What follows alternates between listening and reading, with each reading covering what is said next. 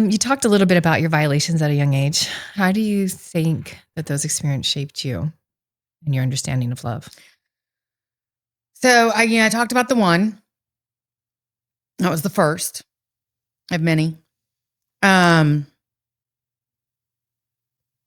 I was 13, I was raped at a party. Again at 14.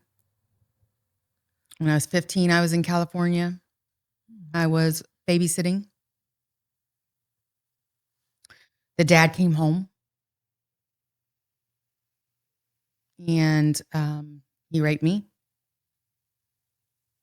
So as a kid, okay, it happened a lot. Yeah, incredible. Wow, Brandy. I mean, that says so much about how you felt alone. No wonder you felt alone. I don't want to dig into that too much with you. Yeah. I might not make it won't through. do that to you. But yeah, it's a lot. And a lot of it I did like suffer through silence. Yeah. Right. So I didn't talk about it. Yeah. Well, we've known you a long time, at least this last year, and I knew about most of that, but not all of them. Yeah.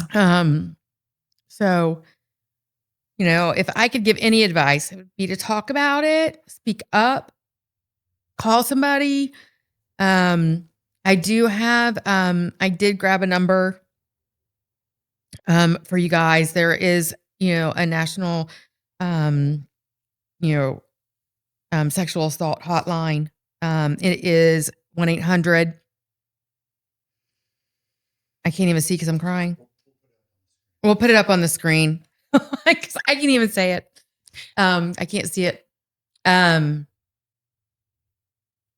Speak to somebody. And I know, as an adult, I did get broken into and raped.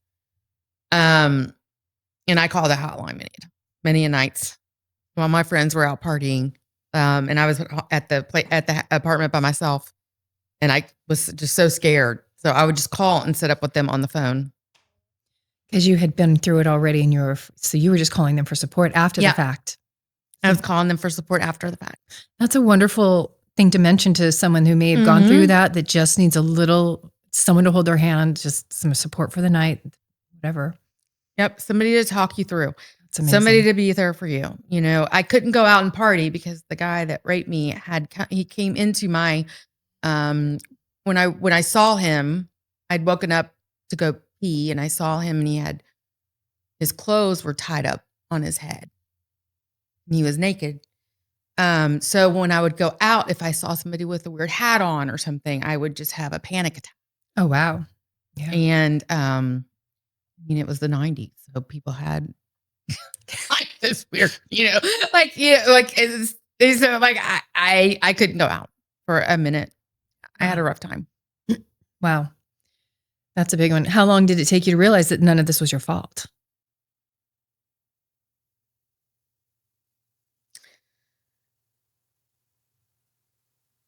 I'm not sure I did, Yeah.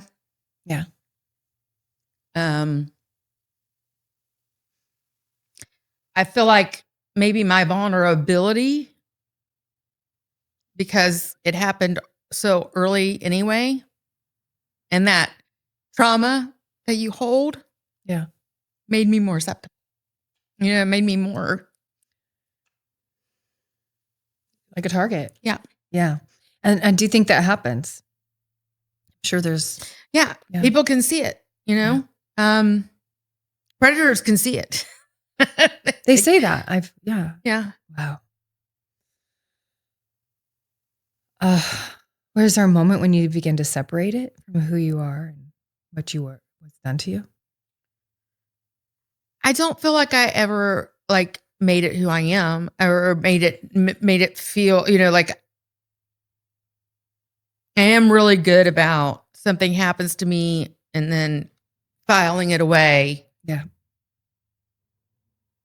And pushing, it happens. I let it sit for a minute, and then I file it away and I push forward. Yeah. That's your survival tool that you It is my survival. It's definitely my survival technique. And then every now and then you have you have a trigger or a flashback or like, something that makes you crazy. And then people think you're nuts and they don't want to deal with you.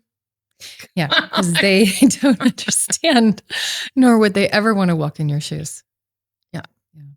Was there a point in your life when something shifted internally?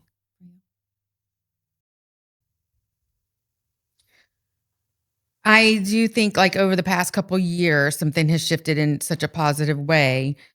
You know, where I just not only act strong, I feel it a lot more.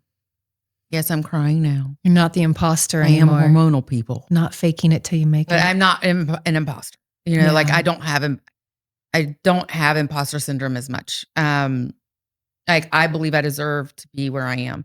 I believe that I am a great human and a great person, and people are lucky to have me in their life, whether they know it or not. They really are. If they don't know it, that's their fault, their problem.